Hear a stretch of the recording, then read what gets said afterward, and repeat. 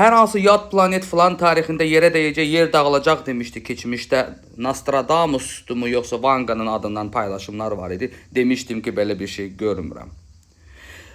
Bir çox bu kimi dünya dağılar, falan olar, bu olar dediyiniz proqnozlar dünya gündəminə düşmüşdü.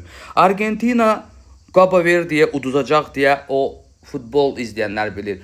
Eləyən qanalı bir dənə baxıcı da demişdi ki, mən ələ eləyəcəm ki, Messini uduzduracam Cabo Verde'yə. Mən onda da dedim ki, elə bir şey olmayacaq.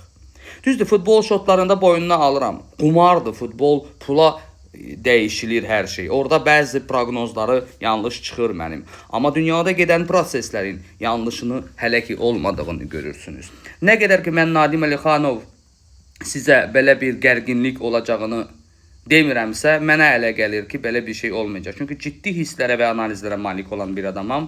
2028-ci ildə bəli, bəzi gərginliklər, çox böyük sellərin olması, dünya üzərində həddindən artıq şiddətli zəlzələlərin daha çox artırılması, avadanlıqları ilə dünya mason gücləri və habelə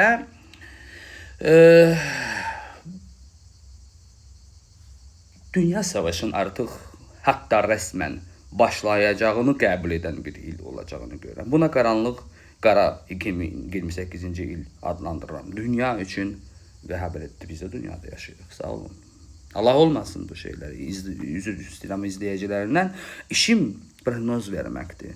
Yaxşı şey olanda da deyirəm, amma təəssüflər olsun ki, yaxşı bir şey yoxdur. Dünya yaxşılığa getmir.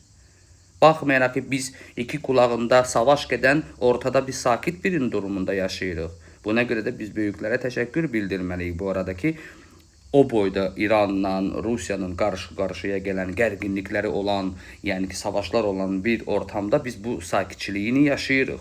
Amma dünya gücləri, dünya enerjisi, dünyada gedən qlobal proseslər başlayanda baxaq görək necə olacaq. 2028-ci il o qaran 8 adlandırdığı ildir. Allah hər kəsi qorusun, Azərbaycan sizləri qorusun. Öpürəm sizi, sağ olun.